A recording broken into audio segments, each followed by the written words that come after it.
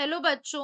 दिया गया प्रश्न इस प्रकार से है, निम्नलिखित में से वह कौन सी एक बात है जो जैविकीय समुदाय की विशिष्टता में से ही है? लिंग अनुपात, जन्म जन्म दर, तरण या फिर मृत्यु दर? इस प्रश्न की मुख्य अवधारणा है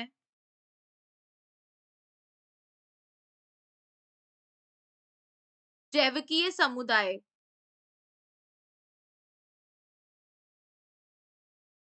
समुदाय किसे कहते हैं? तो जब दो समष्टियां आपस में मिलती हैं तो उन्हें हम कहते हैं समुदाय। समष्टि क्या होती है? जो एक ही जाति के जो विभिन्न जीव होते हैं उसे कहते हैं। और दो समष्टि आपस में मिलकर क्या बना देती हैं? ये बना देती हैं समुदाय। ये क्या बना देती हैं? समुदाय बना देती हैं।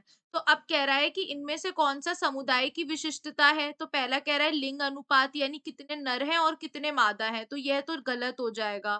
जन्म दर यानी कि कितने मतलब उस जाति में कितने जन्म ले रहे हैं, तो ये उस चीज़ को बताता है। स्तरण कह रहे हैं स्ट्रैटिफिकेशन को, यानी कि विभिन्न जातियों को स्तर पर बाँटना। जातियों को स्तर पर बाँटना,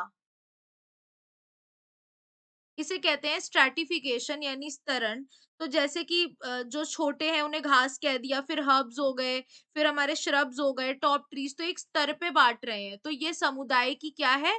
एक ये एक विशेषता है, क्योंकि इसमें अलग-अलग समष्टि हैं जो आपस में क्या कर रही हैं? वो कोरिलेट कर रही हैं, समुदाय बना रही हैं। तो ये हमारा सही हो जाएगा। मृत्यु दर यानी कि उस जाति में कितने मर रहे हैं, तो ये भी नहीं बता रहा है, ये समष्टि को ही दर्शाएगा। तो उत्तर क्या हो जाएगा हमारा? विकल्प सी। आशा करती हूँ आपको समझ में आया होगा। धन्यवाद।